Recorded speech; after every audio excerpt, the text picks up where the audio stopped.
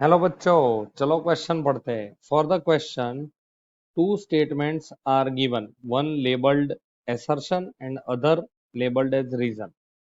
Select the correct answer to these questions from A, B, C and D as given below. Both A and R are true and R is the correct explanation of A. Both A and R are true but R is not the correct explanation of A. तो A क्या है? assertion है, R reason है. A is true but R is false and A is false but R is true. चलो, तो अब यहाँ पे assertion क्या दिया है?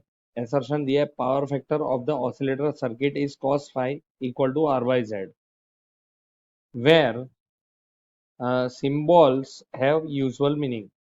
Reason: in any circuit, the component of current IV sin phi is called the idle component or wattless component of AC. तो देखो, जब हम AC की बात करते हैं, AC में खास करके सर्किट के इम्पीडेंस की, तो हम लिख सकते हैं कि भाई की कॉन्सेप्ट यहाँ पे जो अपन यूज करने वाला है वो क्या है? वो है power factor, and impedance triangle,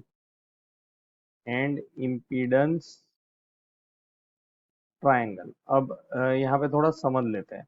देखो, अ, यहाँ पे सबसे पहले हम इम्पीडेंस ट्रायंगल बनाए तो ये मेरा आर होगा, ये आपका एक्सएल माइनस एक्ससी होगा और ये आपका जेड होगा जो कि हाइपोटेन्यूस है, जो कि इम्पीडेंस है, और ये आपका एंगल होगा phi, that is the phase difference between current and phi is phase difference between V and I due to L और C। ठीक है, तो उसकी वजह से ही फेज डिफरेंस आता है।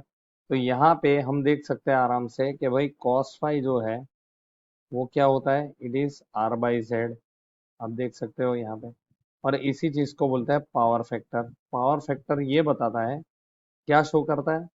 Efficiency of efficiency efficiency of R L C circuit. ये इसकी एफिशिएंसी बताता है। पावर फैक्टर जितना ज्यादा उतना अच्छा। तो cos phi should, the value should always be less than और इक्वल टू 1। यूनिटी होगी तो उसे बेस्ट गिना जाता है। तो अब देखो, अब नेक्स्ट हम देखते हैं यहाँ पे क्या। तो यहाँ पे हमें, तो ये तो हमारा ट्रू हो गया, power factor of oscillator circuit is cos phi equal to R by Z. तो ये तो मेरा assertion तो ट्रू है। चलो, अब नेक्स्ट देखते हैं। In any circuit the idle component of current is equal to IV sin phi is called the idle component or whatless component of AC। तो हाँ, ये सही बात है कि भाई करंट जो होता है, हमें हमें जो power, average power in average power हमारा जो होता है वो है IV VV, virtual voltage and virtual current into cos phi.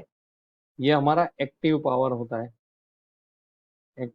होता है। और तो और जो रिएक्टिव कंपोनेंट है IV sin फाई, इसे हम, ये क्या है? हमारा रिएक्टिव कंपोनेंट,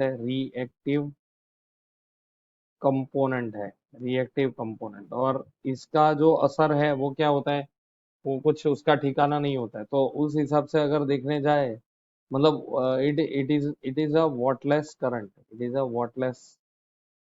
करंट। तो ये तो सही बात है। ठीक है, तो इस हिसाब से देखो यहाँ पे क्या लिखा है, in IV sine by idle component और वॉटलेस। तो ये भी ट्रू है, लेकिन it is not an explanation of assertion. ठीक है, तो यहाँ पे ये जो लिखा है, both A and R are true but R is not the correct explanation of A, तो B ही हमारा सही फाइनल सॉल्यूशन होगा बच्चों।